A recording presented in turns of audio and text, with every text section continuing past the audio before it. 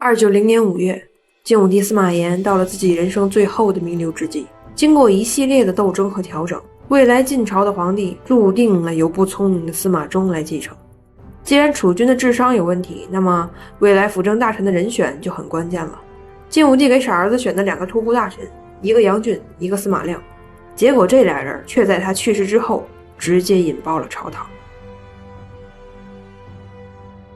司马炎去世时，傻儿子司马衷已经32岁了。尽管如此，他的智商还是不太够用，朝政大权必然会沦落到外人手里，无非是到底被何方势力窃取罢了。这也直接昭示着一轮权力争夺即将到来。首先动手的是外戚势力杨俊。西晋平吴之后，人间太平，天下无事，太康之治已经成为晋朝的一个新标签。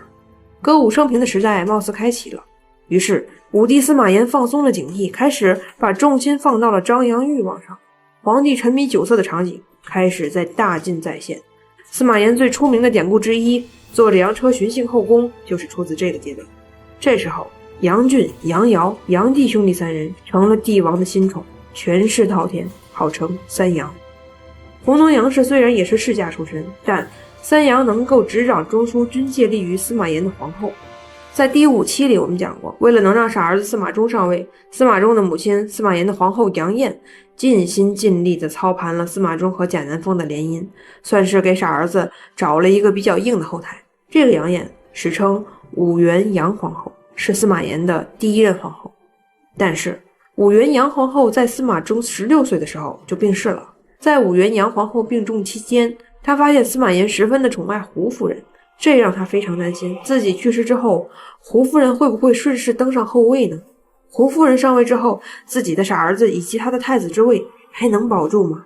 为了能继续给傻儿子保驾护航，武元杨皇后在临终前给武帝司马炎提了个要求，说：我叔叔的女儿杨芷德才兼备，容貌无双，我死之后，希望陛下能让她充实后宫。实在，司马炎悲痛流涕，答应了杨艳的临终请求。太史10年，杨艳驾崩于明光殿。不久，朝廷发布一条诏书，规定妾室不能升为皇后正位，在维护传统秩序的基础上，也在一定程度上限制了胡夫人做皇后的可能性。2年后，当初经杨艳推荐的堂妹杨芷入主后宫，正式被册封为皇后，史称武道杨皇后。顺便说一句，大家其实看这个谥号就知道，杨芷的最终命运一定是悲惨的，这个咱们留到以后再说。而这个杨芷的父亲就是三杨里面的杨俊，后面的故事就是经典的外戚之乱的套路了。首先，在武帝司马炎病重期间，杨俊悄悄地把亲信及侍卫人员换了个遍，以至于当武帝回光返照清醒过来的时候，震惊地发现一个人都不认识，怒斥杨俊：我还没死你就敢这样！司马炎下令把宗室里的老前辈汝南王司马亮叫到御前，结果诏书直接被杨俊扣留。然后作为野心家嘛，杨俊的目的肯定不是欺负一个快死的帝王，他的真实目的是想要复刻司马懿老前辈的事迹，篡个全玩玩。武帝司马炎由回光返照逐渐走向病重病危期间，杨俊的女儿皇后杨芷奏请皇帝任命父亲杨俊为辅政大臣。皇帝或许同意了，但更要命的是，这个命令是杨芷口头传给中书监。说明什么？说明当时正在值班的中书监华浩、中书令何绍根本没有听到皇帝本人的命令，他们听到的：一、任命杨俊为太尉、太子太傅、假节都督中外诸军事、侍中录尚书事、领前将军；二、给杨俊配备参谋6人，步兵3000人，骑兵1000人，办公室迁到进宫内的卫将军府；三、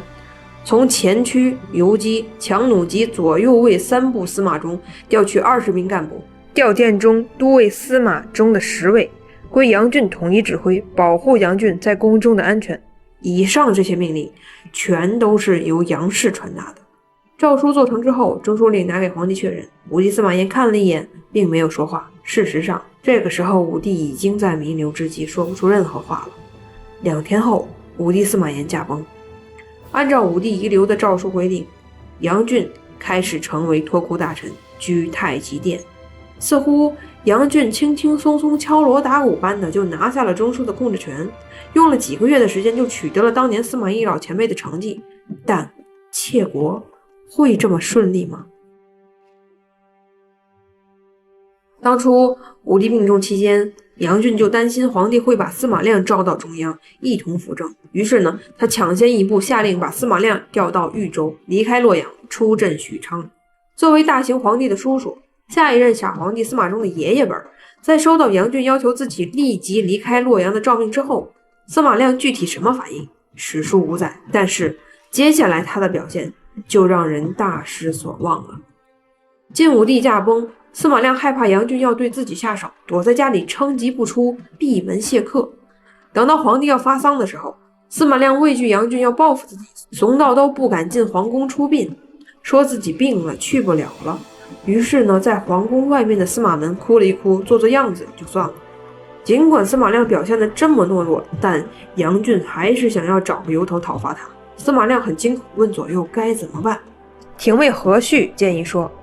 你是先帝委派的宗师，现在朝廷大小官员都归心于你，希望你来主持公道。你不去讨伐他，反而还害怕他讨伐你吗？还有人说，你是宗室亲王，是掌管天下军事的大司马，而且还假黄钺，你手里是有兵的，直接带兵进攻，清君侧杀梁军就完了，你还怕什么？结果呢，司马亮对这些建议是通通没听，他选择连夜跑路，奔赴许昌。夺路而逃的司马亮大失人心所望，而另一边杨俊却更加的得意洋洋。先帝出殡的那天，或许是怕有人搞他，又或许是为了昭示自己的权威，杨俊并没有走下太极殿。当六宫进祠送先帝的时候，杨俊却在甲士百人簇拥下高高的站在太极殿，俯瞰着群臣。如此趾高气扬的姿态，自然会惹得别人眼红，这其中就有贾南风。杨俊突然上位了，俨然成了帝国的一把手，政治格局骤然被打破，所有人都开始蠢蠢欲动起来。禁军中的中层干部孟观、李肇等人，因为屡次被杨俊欺负打压，于是呢，这会儿禁军将领悄悄地联系上了贾南风，表示如果贾后起事，禁军这边可以响应，诛杀杨俊。贾南风自己也争取到了一个深宫中的关键人物黄门董猛，他是陪着傻皇帝司马衷长大的心腹太监，现在站在贾南风一边。在贾南风的战略设想当中，如果起事诛杀杨氏，那么杨俊就由禁军首领拿下，太后杨芷由太监董猛拿下，双管齐下，一步到位。现在还剩下最后一个变量，就是需要宗室藩王带兵进京，形成战略威慑，稳定政变后的朝局。和当时大多数晋朝的政治人物一样，贾南风首先想到的是联合司马亮。当初大行皇帝执政的辅政领导班子当中有司马亮，如今辅政的地位被杨俊一个人霸占了，按照常理猜度，司马亮一定很愤怒吧。于是呢，贾南风派人联络司马亮，请求一同出兵讨伐杨俊。结果呢，司马亮再次怂出新高度，拒绝了贾南风的请求，并且还劝贾南风也不要动手。他说，杨俊那个人坏事做尽，我夜观星象，老天爷很快就要把他收走了。孙媳妇儿，你也不用太担心，过2天杨俊就该暴毙而亡了。从后面贾南风狠辣果决的性格来看，估计贾南风听到司马亮怂人怂语的时候，应该不是失望，而是窃喜。你说先帝怎么就留下这么个人拱卫皇帝呢？老的宗室王不靠谱了，那就找小的。20岁的楚王司马玮是先帝的第5子，当前在都督荆州诸军事。小伙年轻气盛，正义感爆棚，听到贾南风派人来游说，请求联合司马玮诛杀杨氏，他当即应允，并且立即行动，奏请朝廷，请求离开封国，前往洛阳任职。后面杨俊神一样操作又开始了。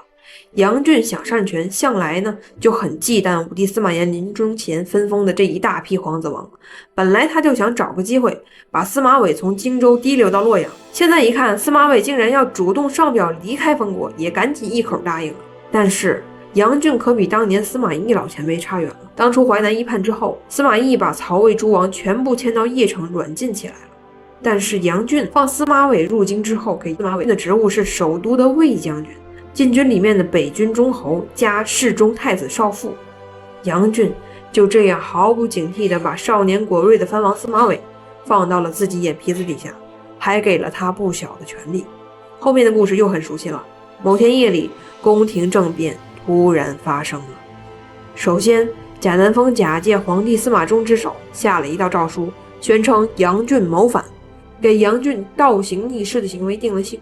随后，当晚禁军中值班的司马伟屯兵司马门，控制了皇宫和外面的关键出入口，并且宣布中外戒严，没有皇帝命令，任何部队一律不得行动。杨俊之前辛辛苦苦拉拢的一大批禁军将领和首都武装，现在既不知道皇宫里面发生了什么，也不知道杨俊怎么样，听到戒严的命令就只能乖乖的在营房守着。紧接着控制进攻之后，司马伟派兵包围了杨俊办公室，并且没有喊话投降这一流程，直接下令弓弩手在高处射击，防止杨俊府中的兵丁突围。政变突然发生，杨俊当时的反应是什么呢？他在犹豫。